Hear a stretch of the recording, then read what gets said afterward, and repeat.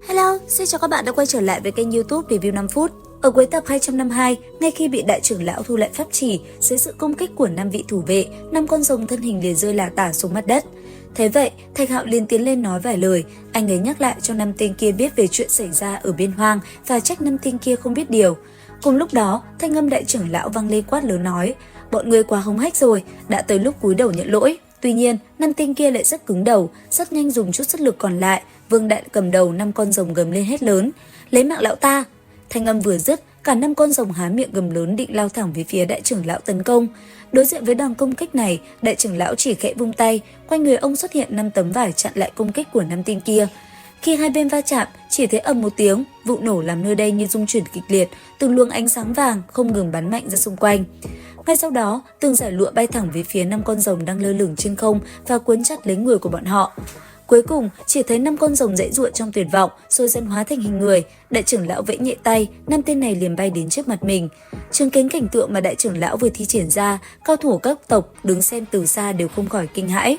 Còn Thạch Hạo, anh ấy bây giờ mới từ từ bước tới, nhìn thẳng vào những kẻ bại trận và nói, các ông có muốn diệt thư viện thiên thần nữa không? Nghe vậy, Vương Đại không cam lòng, hắn hét lớn gọi, Thủy Tổ, xin hãy trở về, áp chế yêu ma quỷ quái. Tiếng gọi ấy vừa dứt, chiến kích cùng pháp chỉ bọn chúng mang tới rung động.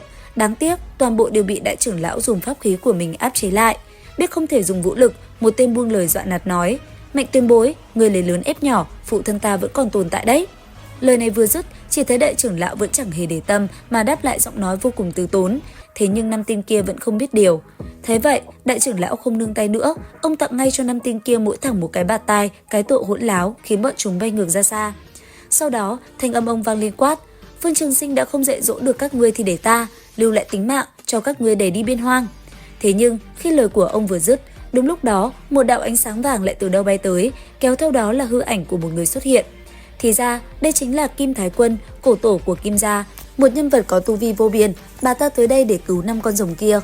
Vừa tới, bà ta đã liền nhẹ nhàng nói, Mạnh huynh, ta tới đây là muốn cầu tình, có thể cho ta một chút mặt mũi buông tha cho 5 con rồng này. Thế vậy, trưởng lão Mạnh Thiên Chính thẳng thừng từ chối quát, không được. Lời ông vừa dứt, những nhân vật cổ lão khác cùng đồng loạt xuất hiện, tất cả đều ủng hộ đại trưởng lão, buộc Kim Thái Quân phải gật đầu chấp nhận. Cùng lúc đó, phía cuối đường chân trời, một cánh cửa không gian khổng lồ mở ra, một đội quân tinh nhuệ rực rỡ giáp trụ xuất hiện. Đồng thời, giọng nói của Vương Trường Sinh vang lên, đầy uy quyền quát.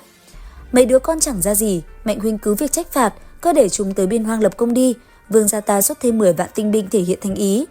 Thanh âm vừa dứt, một cánh cửa từ hư không mở ra, từ bên trong, một đội quân ma thần với khí thế ngút trời bắt đầu tràn ra ngoài. Thế vậy, đại trưởng lão liền cười nhẹ đáp, Vương huynh thật là cao thượng, có đại quân này, chúng ta sẽ cản bước được đại địch. Đến đây, Vương Trường Sinh nhìn 5 đứa con quát, không tự lượng sức mình, khỏe mạnh thì tới biên hoang lập côn, sửa sạch tội cuồng loạn của các ngươi. Nghe được lời này, cùng sự đồng ý của đại trưởng lão Mạnh Thiên Chính, Kim Thái Quân liền vung tay, từ trên người 5 con rồng đồng loạt phóng lên một đạo ánh sáng thẳng đến trời cao, giải thoát cho bọn chúng khỏi trói buộc. Đến đây, Vương Trường Sinh chính thức xuất hiện. Tiếp theo, hắn ta liền ra lệnh cho các con mình cúi đầu nhận lỗi với Mạnh Thiên Chính.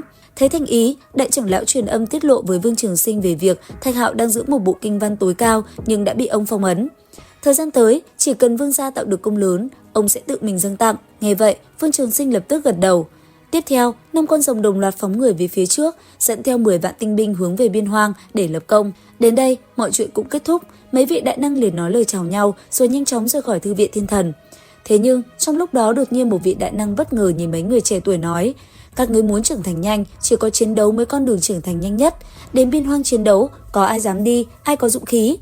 Nghe vậy, tất cả những người trẻ tuổi tinh thần sục sôi, ánh mắt chăm chú nhìn về phía hai vị đại năng đang đứng trên cao kia. Kiến nhỏ đứng trên vai Thạch Hạo cũng phấn khích đòi đi luôn. Cùng lúc đó, những vị kỳ nhân ẩn dật bấy lâu, những người đứng sau sự thành lập của cả 3 viện tiên viện, thánh viện và thư viện thiên thần đã trở về. Bây giờ, họ quyết định hợp nhất 3 viện tại một khu tiên thổ cổ xưa để bồi dưỡng thế hệ trẻ trước khi ra trận. Cuối cùng, một vị lão nhân nói, người tình nguyện đi biên hoang, các ngươi có thời gian 1 năm để chuẩn bị, chúng ta sẽ toàn lực bồi dưỡng các ngươi. Đến đây thì hết tập 253 Thế giới hoàn mỹ. Liệu rằng tiếp theo, tập 254 sẽ có gì hấp dẫn? Theo dõi kênh YouTube Review 5 phút để biết thêm chi tiết các bạn nhé. Xin chào và hẹn gặp lại!